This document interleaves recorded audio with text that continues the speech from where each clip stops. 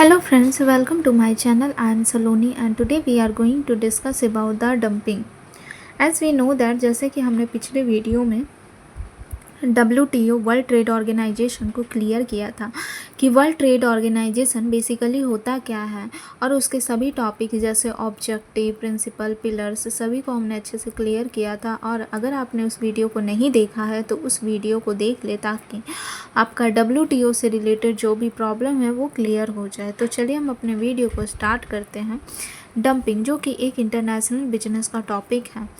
In international trade, dumping refer to the company country exporting a product at a price lower than its the domestic price। जब हम domestic price से लो price पर product या services को cell करते हैं foreign market में below the cost of the production, या कॉस्ट जो उस प्रोडक्ट को बनाने में जो कॉस्ट लग रहा है उससे कम पर जब हम बेचते हैं तो उसे हम डंपिंग कहते हैं। Potentially harming the domestic industries in the importing countries है।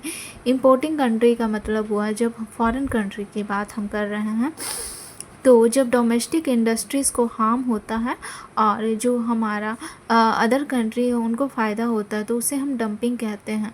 डंपिंग फॉर एग्ज़ाम्पल अगर देख ले, इंडिया जो है वो एक इंडिया में कोई प्रोडक्ट बन रहा है और उसे हम USA में बेच रहे हैं और USA में इंडिया प्रोडक्ट को उस प्रोडक्ट को 100 रुपीज़ में बना रहा है और USA में उसे 80 रुपीज़ में बेच रहा है। तो मीन्स उसका कॉस्ट ऑफ प्रोडक्शन तो 100 है बट उसे हम बेच रहे 80 में, तो इससे हमारा नुकसान होता है, तो इसे हम डंपिंग कहते हैं।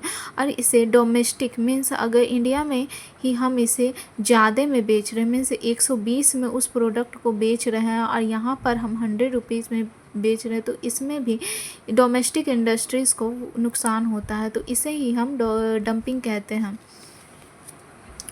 Dumping is the practice where the country or company sell goods in another country at a price that is either lower than the price they charge in the own domestic market below the cost of production।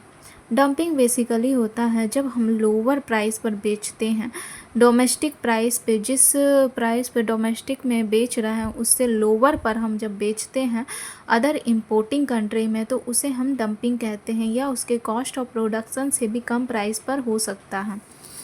इसका consequences क्या निकल के आता है, परिणाम देखें तो हम harm to the domestic industry से डोमेस्टिक इंडस्ट्रीज़ को हार्म होता है, जॉब लॉसेस होता है, ट्रेड इम्बैलेंस होता है, a situation of the international price discrimination where the price of the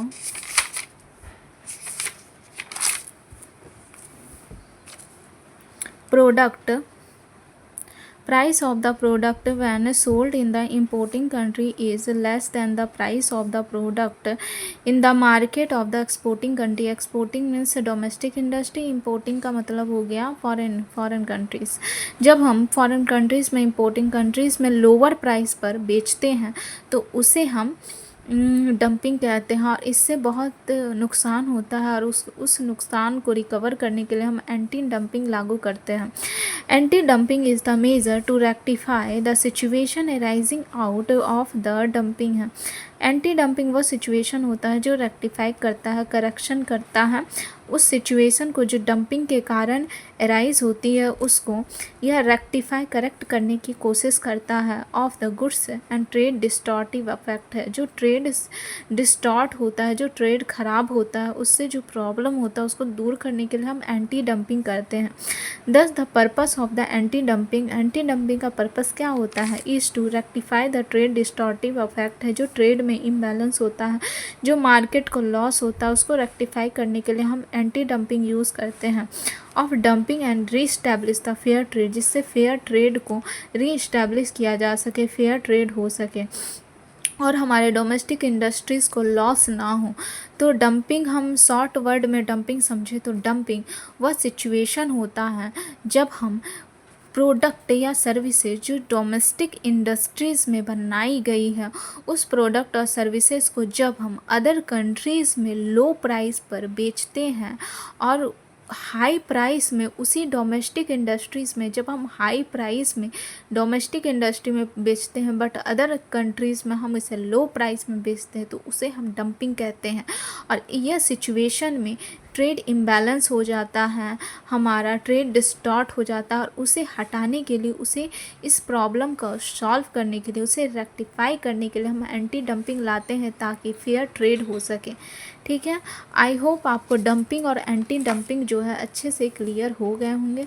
तो वीडियो अगर पसंद आया है then like, subscribe and share it. Thank you.